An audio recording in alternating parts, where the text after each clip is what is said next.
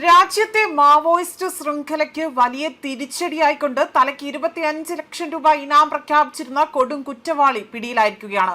Home അപ്ലയൻസസും kitchen അപ്ലയൻസസും ഒക്കെ വാങ്ങുമ്പോൾ ചെറിയ തവണകളെ തിരിച്ചടയ്ക്കാനുള്ള EMI സ്കീമുകൾ മൈജി ഫ്യൂച്ചറിലുണ്ടല്ലോ. എക്സ്പീരിയൻസ് ചെയ്യാം നെക്സ്റ്റ് ലെവൽ ഷോപ്പിംഗ് മൈജി ഫ്യൂച്ചറിൽ. 2 പതിറ്റാണ്ടിലേറെ കാലമായി തന്നെ ഒളിവിൽ കഴിഞ്ഞിരുന്ന മുതിർന്ന മാവോയിസ്റ്റ് നേതാവായ അജയ് മെഹ്തോ സുരക്ഷാ സേനയുടെ പിടിയിലായിരിക്കുകയാണ്. 20 വർഷത്തിലേറെയായി തന്നെ മാവോയിസ്റ്റ് പ്രവർത്തനങ്ങളിൽ സജീവമായിരുന്ന ഈ കൊടും ഭീകരനാകട്ടെ കൊലപാതകം, ആയുധ ആക്രമണം, സുരക്ഷാ സേനയ്ക്കെതിരായ ആക്രമണം, അതുപോലെ തന്നെ ഭീകര പ്രവർത്തനങ്ങൾ തുടങ്ങി 240-ലധികം കേസുകളാണ് വിവിധ സംസ്ഥാനങ്ങളിലായി തന്നെ ഇയാളുടെ പേരിൽ രജിസ്റ്റർ ചെയ്തിട്ടുള്ളത്.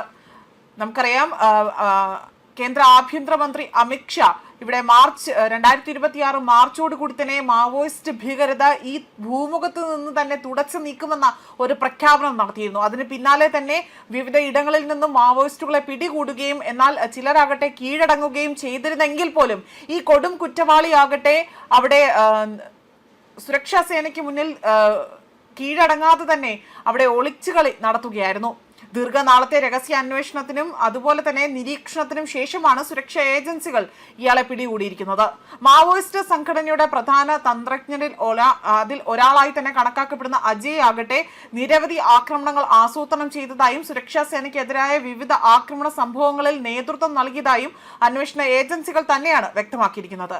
ഇയാളുടെ അറസ്റ്റോടുകൂടി തന്നെ മാവോയിസ്റ്റ് ശൃംഖലയെ കുറിച്ചുള്ള കൂടുതൽ നിർണായക വിവരങ്ങൾ ലഭ്യമാകുന്ന പ്രതീക്ഷയിലാണ് അന്വേഷണ സംഘം.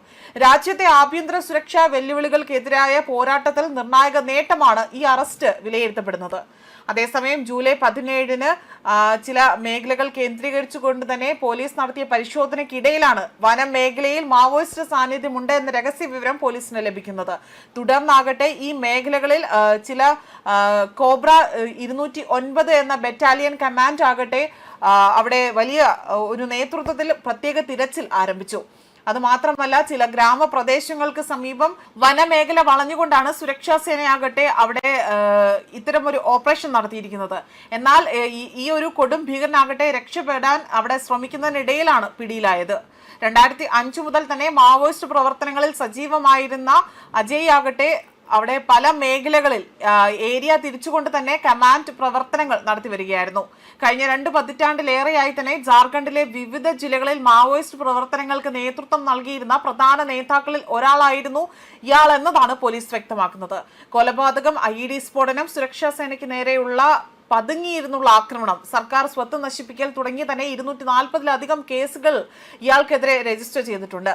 മാത്രമല്ല, അജയ് ആകട്ടെ അറസ്റ്റ് ചെയ്തുകൊണ്ട് മാവോയിസ്റ്റ് ശൃംഖലയ്ക്ക് ഇത് വലിയ തിരിച്ചടിയാണ് എന്നും മേഖലയിലെ സമാധാനവും വികസന പ്രവർത്തനവും കൂടുതൽ ശക്തിപ്പെടുത്താൻ ഇത് സഹായകരമാകുമെന്നതാണ് പോലീസ് വ്യക്തമാക്കിയിരിക്കുന്നത്. അതേസമയം മാവോയിസ്റ്റ് പ്രവർത്തകർ ആയുധം ഉപേക്ഷിച്ച് കീഴടങ്ങി സർക്കാരിന്റെ ആ ഒരു പുനരധിവാസ പദ്ധതിയുടെ ആനുകൂല്യം പ്രയോജനപ്പെടുത്തിക്കൊണ്ട് മുഖ്യധാരയിലേക്ക് മടങ്ങി വരണം എന്നതാണ് ഇപ്പോൾ ആഹ്വാനം ചെയ്തിരിക്കുന്നതും. ന്യൂസ് ഡെസ്ക് കർമ്മ ന്യൂസ്.